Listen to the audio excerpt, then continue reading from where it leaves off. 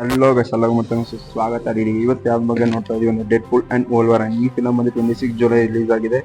ಈ ಫಿಲಮ್ ಬಂದು first dead pool 1 ಬಂದಿದೆ 2016 ನೆಕ್ಸ್ಟ್ 2018 ಡೆಡ್ ಪೂಲ್ 2 ಬಂತು. ದೆನ್ ಈಗ ಡೆಡ್ ಪೂಲ್ ಅಂಡ್ ವೋಲ್ವರೈನ್ ಅಂತ ಬಂದಿದೆ. ನನ್ನ ಪಕ್ಕ ಇದೆ ಲಾಸ್ಟ್ ಪಾರ್ಟ್.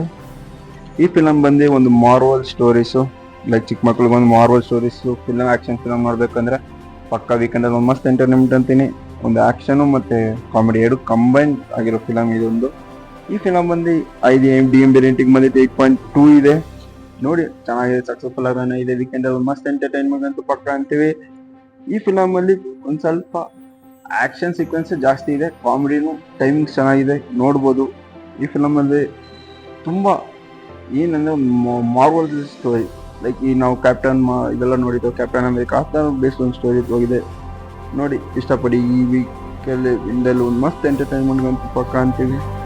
ಇಷ್ಟ ಲೈಕ್ ಮಾಡಿ, ಶೇರ್ ಮಾಡಿ, ಸಬ್ಸ್ಕ್ರೈಬ್ ಮಾಡಿ. ಮುಂದಿನ ಅಪ್ಡೇಟ್ಗಾಗಿ ನಮ್ಮ ಚಾನಲ್ನ ಫಾಲೋ ಮಾಡಿ. Guys, bye bye, see you.